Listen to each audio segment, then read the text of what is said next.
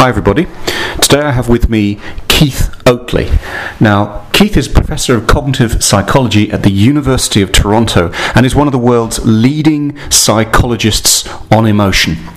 Indeed, he's written two of the best books in this area, Best Laid Schemes, The Psychology of Emotions, and Emotions, A Brief History.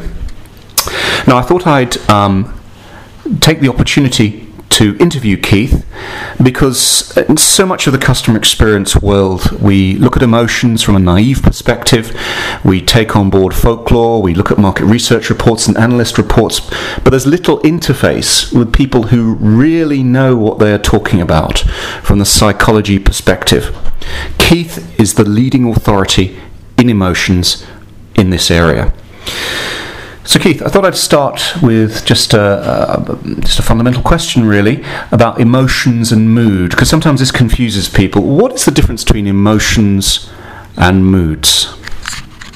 Emotions and moods are respectively the short-term and the longer-term versions of essentially the same kind of process. Yes. And so I think these more sustained emotional states are usually called moods, sometimes they're called sentiments, and so issues like loyalty or feeling warmly towards a person or a store, those are emotional states.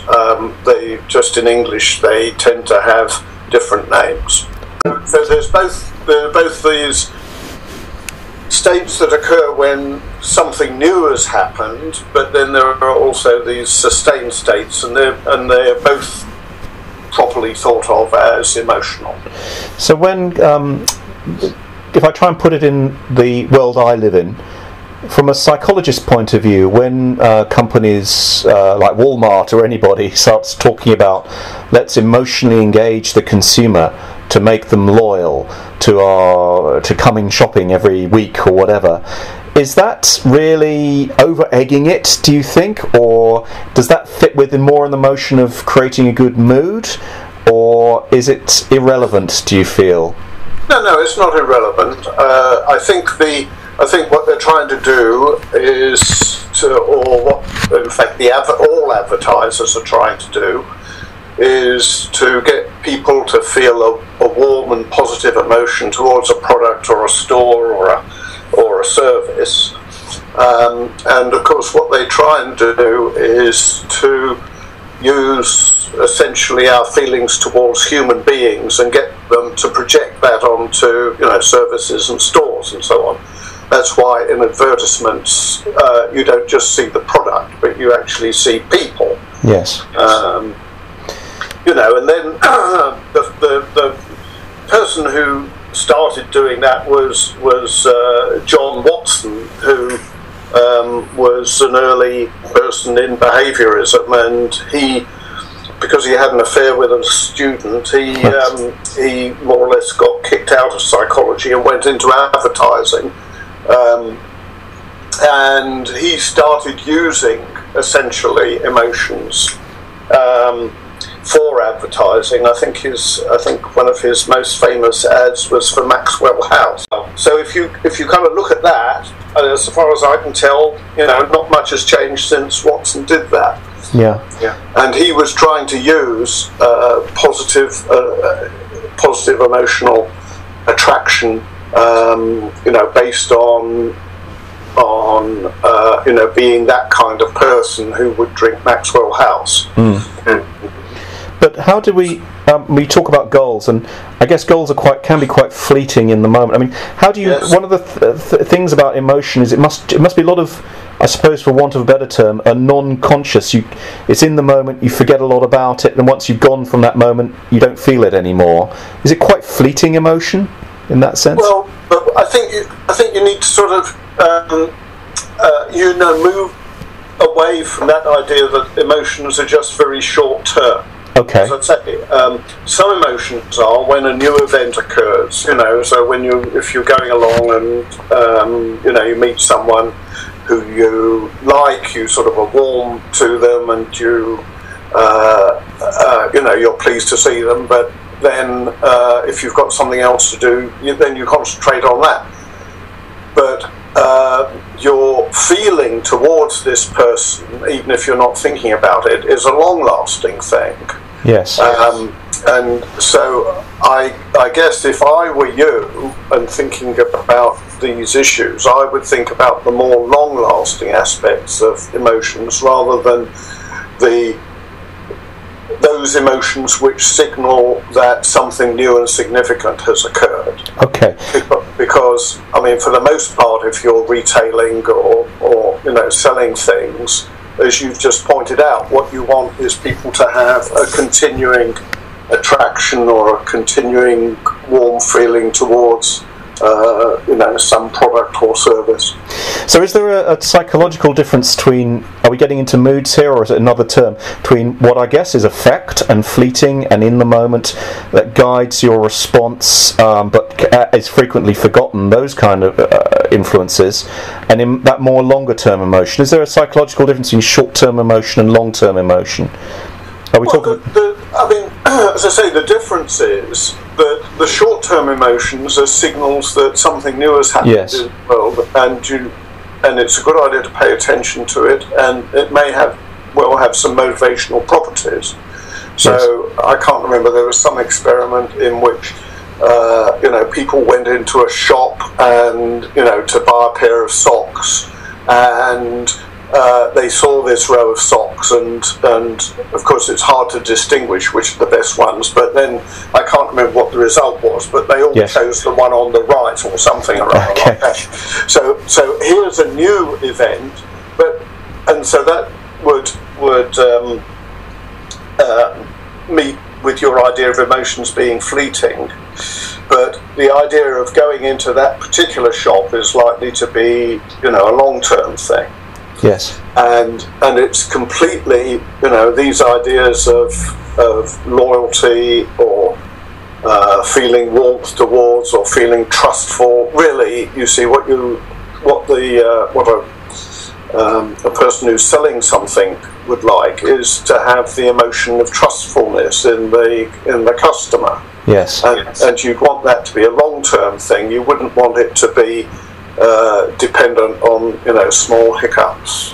Now, one thing that confuses me is the difference between attitudes and emotion. So take the word trust. Is that something like trustfulness? Yes. Is that an attitude of mind, or is it an emotion? Or?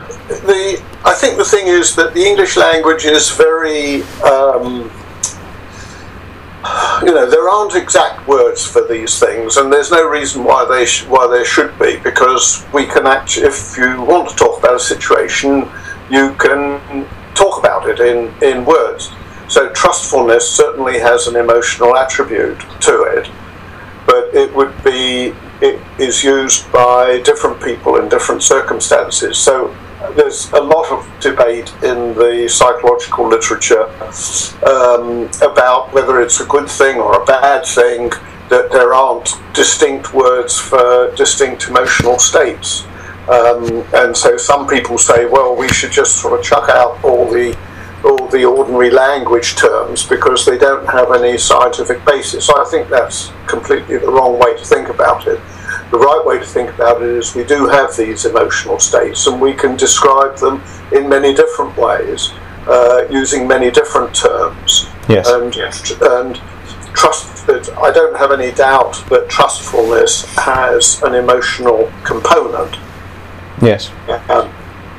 So I think that would be the right way to think about it. Fantastic. One of the big things at the moment in the world I'm in customer experience, is how to measure emotion. And one of the things I got from your book was around, and I don't know how things have changed since that book, but one of the things I definitely got at that moment was the notion of narrative. I guess in a more layman's term, the use of stories, and then the Verstahen, I think, hopefully I've pronounced that correct, and getting people to live as and understand and use the story, I guess, as the means of coming into a person's world. Yes. But on the other side, I get a little bit confused because people sometimes just throw, they say we're going to measure emotion, So we're going to do that by more objective means, more what they would call scientific and empirical means, using natural sciences like Likert scaling, and get people to rate on a score of 0 to 10 how they feel. But I got the sense in your book that that kind of empirical approach is kind of doesn't get out the granularity of emotion, and perhaps it's better to use stories as a means to measure and understand. Would that be fair, or have I maybe missed the point there? No, it isn't exactly fair. I think the way I would talk about it is emotions are very important in stories, both whether we engage in a story, and if you've been reading a story or you've been going to a movie, how moved you feel.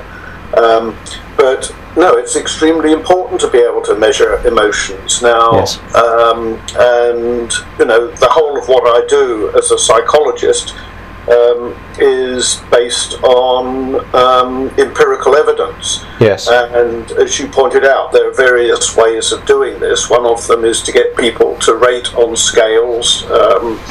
As you say, from 0, don't feel anything at all, to 10, the most intensely I've felt in my life, and that's a perfectly good way of doing things.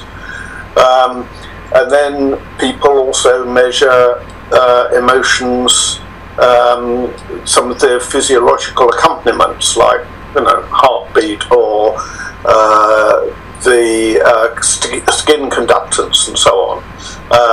But you don't necessarily want to be wiring customers up in that kind of way. I suppose. I mean, I don't know. Yes. But no, there isn't a disjunction between, on the one hand, narratives and stories, and on the other hand, empirical evidence. What's the best way that you would measure emotions? What do you favour? Well, I do favour two things. One of them is called the semi-structured interview. Okay. What it is you actually have to put quite a bit of effort into it. So you have a research question, and you do a lot of preliminary trials to find out what people think about that question, and then you turn the general question into, let's say 6 or 8 specific questions that you can then ask the person in a way that they can give a specific answer. So, for instance, if you wanted a semi-structured interview about what goes on in people's marital relationships, you might want to ask either partner, how often do you do the washing up? Yes. All right. Or when the baby gets up in the middle of cries in the middle of the night, So in other words, you find out about the domain, and then you ask very specific questions, and then the questions are such that they have a distinct and unambiguous answer. So how often do I do the washing up? I'm the only person in our house who does the washing up, for instance. Mm-hmm. That's unambiguous. Or I never do the washing up, or I wash up maybe twice a week. So you then have a scale from never to always, with maybe 2 or 3 points in between. Yes. Then what you find, you see, is that the man answers in a different kind of way than the woman does. Okay. So you can ask how often does she do the washing up? Yeah. All right. Yep. So that's the semi-structured interview. Yep. Then the rating scale going from 0 to 10. That's a perfectly good method. So I use both of those. The physiological measures I have also used. They're more difficult because there isn't a one-to-one correspondence between any particular measure and people's feeling of an emotion. So, for instance, it used to be thought that one unambiguous way of doing it is to take videos of a person's face, and the facial expressions that they would emit would be unambiguous indicators of what they were feeling. Well, they're not particularly, they give you about a 50% indications that they don't correlate 100% with what people say they're feeling. Yeah. Similarly with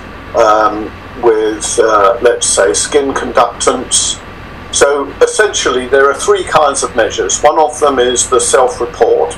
Yes. To say interviews, semi-structured interviews and rating scales. Secondly is behavioural, like measuring people's facial expressions. And thirdly is physiological, like measuring heartbeat and so on. And it would be nice in the world of emotions if there was a one-to-one relationship among those three, but there isn't. So my theoretical view is the most important is what people say about how they feel, and the best way of doing that is indeed the semi-structured interview. Okay. But of course, in marketing and so on, people don't quite want to do that, so they quite like focus groups, and they're not bad. But the real point is that it is very good in order to make real measurements, to turn what people say into scales. Yes. You know, either binary scales, yes or no, or scales 1, 2, 3, 4, or 0 to 10, because then you can do statistics on them. And there's no empirical psychology without statistics. Let's put it like that. Okay. What drives emotion? I mean, does it goals, and how is there any sort of sense of what is underpinning people's response in an emotional way? Well, what emotions are about? I mean, emotions could scarcely be more important, because what they tell you about is the relation between what's important to you. Nico Frieda called them concerns. I tend to call them goals. Yes. But concerns is probably a broader and better word. And what's going on in the world. And the world includes the outside world, yes. The interpersonal world, and the inner world. And so emotions are signals that events important to your concerns are either continuing or changing. Yes. So in my view, in psychology, there's nothing more important than the emotions, because they are about, how things are going for you and the people you love, and the people who you're not so keen on in the world. And I would have thought that translates entirely directly into relationships between buyers and sellers. And there's this notion that cognition is in some ways, some people talk about emotion as separate from cognition. They do. Yeah, I mean, is it wrong to talk that? Are they basically two? It's a mistake of theirs to do that. Yeah, they're two sides of the same coin? Is that fair? I wouldn't say that. I'm not all that keen on cliches. Okay. That is one of them. No, they're not separate activities. I mean, if, for instance, what I was just saying is that if emotions are signals about what's going yes. on in the inner world or the social world or the outer physical world in relation to our concerns and goals, you can describe that in what's called a purely cognitive way, but it's also a way of thinking about emotions. So nowadays, most of the important theories of emotions are cognitive theories, and I've just given you yes. an outline of one of them. Yeah. I mean, because so it's just, in the 19th century they had the idea that there were three separate things. There was cognition and affect and conation, right? Yeah. That went the way of phrenology, in my view. Yes. I mean, you can believe in phrenology now if you like, but I'll pass on that one. Not to be recommended. But I mean, what we want is a deep idea about what emotions are really doing in our lives, and the best theories are cognitive. And what cognitive means is analysing the mind in terms of both conscious and unconscious knowledge. Yes. And the way it's organised, the way it's used, the way it's remembered, the way it's important in conversation and social interaction and so on. And so that's, I think, a better way of thinking about it than, on the one hand cognition and on the other hand emotion. So I find it quite a complex thing. Is it a question, say, there's some sort of thought process that goes on just before it fires off an emotion? Is there some sort of linear approach that you're just not aware of? Plenty of people who think stuff like that, yeah. What do you think? Well, I think that's all right. I think it depends what it is you're trying to get to. One of the things I work on at the moment is what people are doing when they're reading fiction, for instance. So there are people who want to measure what people notice in a phrase that they read, and whether that starts up something in their mind, and they will measure what the brain is doing at that point. And yes, of course, there's a process. Yeah. So because. But it depends, as I say, it depends what your research question is or what your practical question is, whether you would want to be doing that, Mm-hmm. And since your book, I guess in the 90s, there's been a revolution. There's fMRI scans and so on and so forth, and it's now becoming a hot topic in business.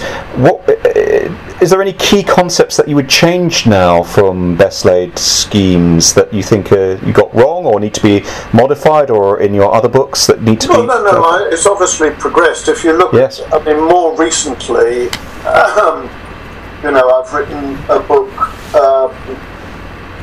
called Emotions, A Brief History, and that has sort of brought things up to date a bit.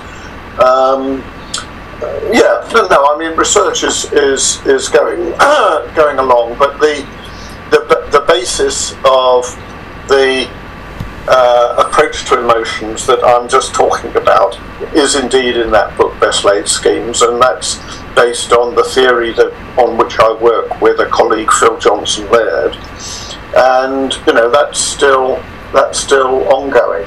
Yes. And any contradictory theories coming over the hill? People working on? Oh yes. Yeah. Our theory is that fairly distinct emotions did indeed become important in human evolution, and we have a list of them, and I talk about that in the book. Yes. There are plenty of people now who think that the distinct emotions isn't a good way to think about really? About it, and that really all there is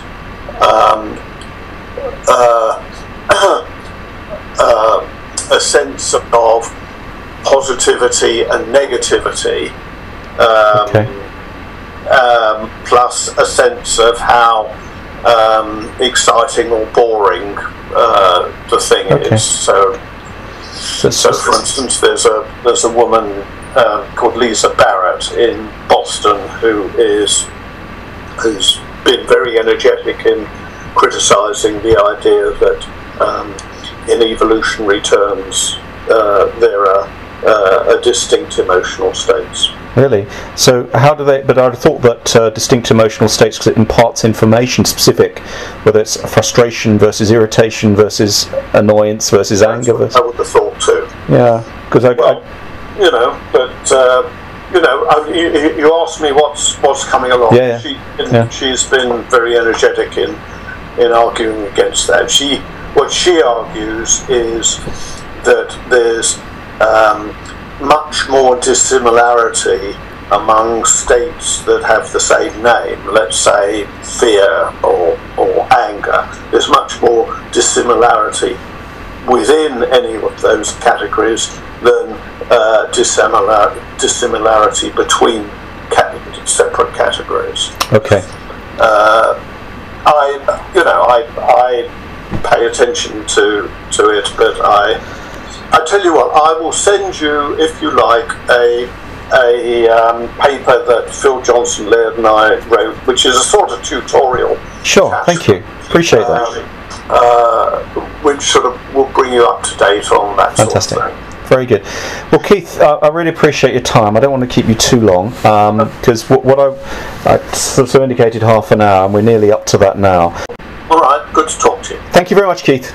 Okay, bye. Bye-bye.